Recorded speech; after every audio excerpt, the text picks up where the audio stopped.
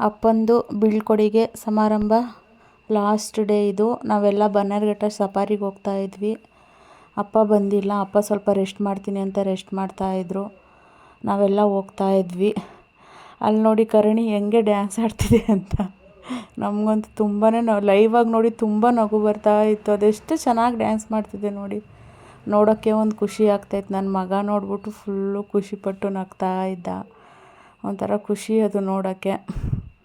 ನೋಡ್ಕೊಂಡು ಹಾಗೆ ಈಗ ನಮ್ಮದು ಲಾಸ್ಟು ಹೋಗೋ ಟೈಮ್ ಬಂತು. ಮನೆಗೆ ಹೋಗಬೇಕು. ಈಗ ನನ್ನ ತಮ್ಮ ಲಗೇಜೆಲ್ಲ ಎತ್ಕೊಂಡೋಗಿ ಕಾರಲ್ಲಿ ಇಡೋಕ್ಕೆ ಹೋಗ್ತಾ ಇದ್ದಾನೆ.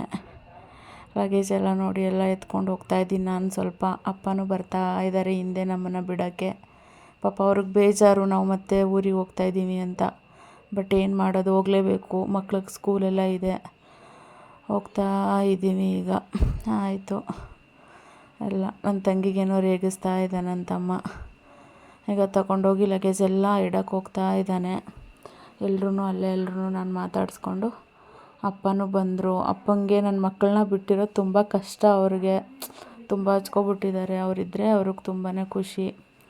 ಈಗ ನನ್ನ ತಮ್ಮ ಅಂದರೆ ಅಕ್ಕನ ಮಗ ಎತ್ಕೊಂಡೋಗಿ ಲಗೇಜೆಲ್ಲ ಕಾರಲ್ಲಿ ಇಡೋಕ್ಕೆ ಹೋಗ್ತಾ ಇದ್ದಾನೆ. ಅವನಿಗೂ ಬೇಜಾರು. ಎಲ್ಲ ಒಟ್ಟಿಗೆ ಇರ್ತೀವಲ್ಲ ಫ್ಯಾಮಿಲಿ. ಲಾಸ್ಟಲ್ಲಿ ಬಿಟ್ಟು ಬಂದಾಗ ತುಂಬಾ ಬೇಜಾರಾಗುತ್ತೆ.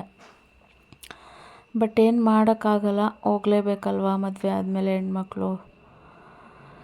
ಈ ಲಾಸ್ಟ್ ವೀಡಿಯೋ ಇದು ಇದರಲ್ಲಿ ಅಪ್ಪನ ಬೀಳ್ಕೊಡೆ ಸಮಾರಂಭದಲ್ಲಿ. ಈಗ ಲಗೇಜೆಲ್ಲ ಇಡ್ತಾ ಇದ್ದಾನೆ. ಈ ವಿಡಿಯೋ ನಿಮ್ಗೆ ಇಷ್ಟ ಆದರೆ ಸಬ್ಸ್ಕ್ರೈಬ್ ಮಾಡಿ, ಲೈಕ್ ಮಾಡಿ, ಶೇರ್ ಮಾಡಿ, ಫ್ರೆಂಡ್ಸ್ಗೆಲ್ಲ ಶೇರ್ ಮಾಡಿ, ಫ್ಯಾಮಿಲಿಗೆ ಶೇರ್ ಮಾಡಿ. Thank you.